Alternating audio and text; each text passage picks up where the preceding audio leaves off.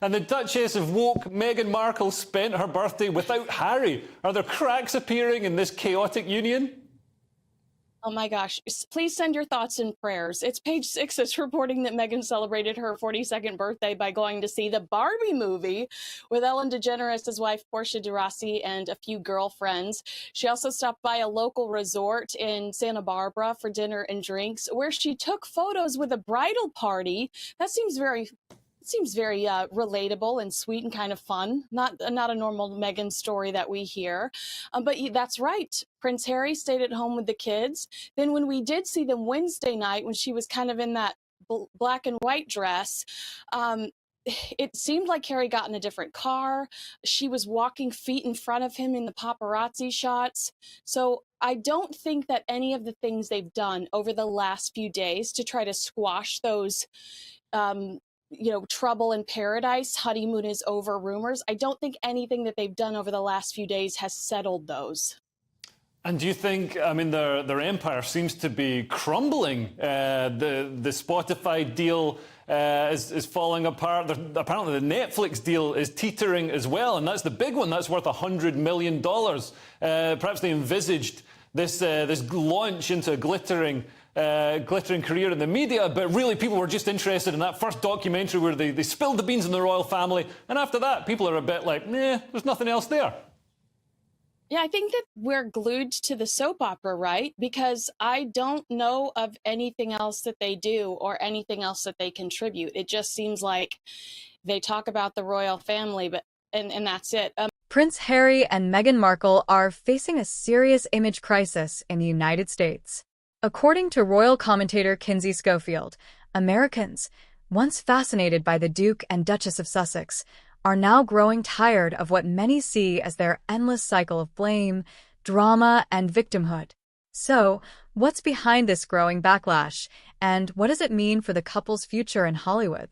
When Harry and Meghan first stepped back from royal duties in 2020, they were embraced in the U.S. as freedom fighters, a glamorous couple standing up to an ancient institution. But Kinsey Schofield says that narrative has worn thin. She explains, Americans were initially sympathetic, but they've now heard enough. People are tired of the constant complaining. Every time Harry and Meghan speak, someone else is to blame. The palace, the press, the public. It's a major turning point. Public opinion in the U.S. is no longer in their favor. From the Oprah Winfrey interview to their Netflix series and Harry's book Spare, the Sussexes have made a habit of rehashing royal grievances. Schofield argues that this has created what she calls a blame culture around the couple. She says, Americans love a redemption story, but not when it's built on finger-pointing. Eventually, people stop listening when all you do is blame others for your problems.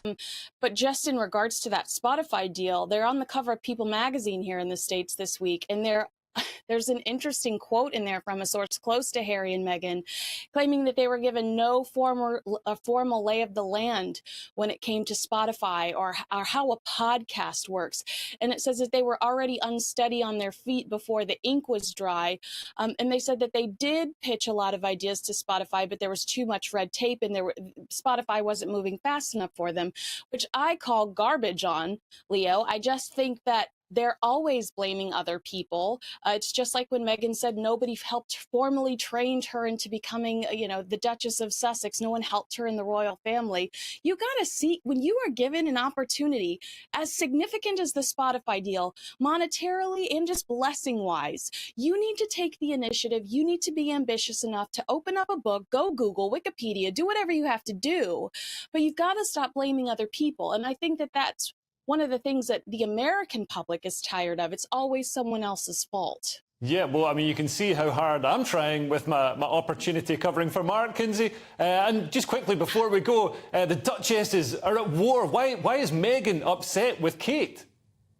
Oh my gosh, this is such a wild story. In the People magazine article, and I'll be quick, the People magazine article, they say Meghan's over it. She's, trying to be above the drama. However, in a closer magazine article this week. They say that Meghan is really resentful of the fact that Catherine never, the Princess of Wales, never apologized to her. And this source says to Closer magazine that Meghan will tell anyone that will listen that the Princess of Wales had a nasty edge to her, and that she feels like she should be apologized to. I'm so hostile about this story. Let go, let God. I think that the Princess of Wales is precious, sweet, sophisticated, and Meghan needs to get over it. Even celebrities in Hollywood are reportedly distancing themselves, worried that aligning with the Sussexes might bring unwanted controversy. While the Sussexes struggle with their U.S. image, the working royals back in Britain, particularly Prince William and Princess Kate, continue to rise in global popularity. Kinsey Schofield points out that the contrast couldn't be sharper. She adds, Americans look at William and Kate and see quiet duty, discipline, and grace, everything Harry and Meghan seem to have abandoned. This growing comparison makes the Sussexes' public image problem even worse. The couple's multi-million-dollar media deals, once their ticket to independence, are now under scrutiny. Spotify pulled the plug on Meghan's podcast Archetypes, and questions are mounting over whether Netflix will renew their partnership. Schofield says, if Harry and Meghan want to rebuild trust, they need to stop reliving royal drama and start delivering real substance, projects that inspire, not divide. But with their reputation faltering, that may be easier said than done. Kinsey Schofield's comments highlight a growing fatigue, not just in Britain, but across the Atlantic. The American public once saw Harry and Meghan as victims of the system. Now, many see them as architects of their own downfall. If the Sussexes can't change their narrative soon, they risk losing the very audience that once cheered them on.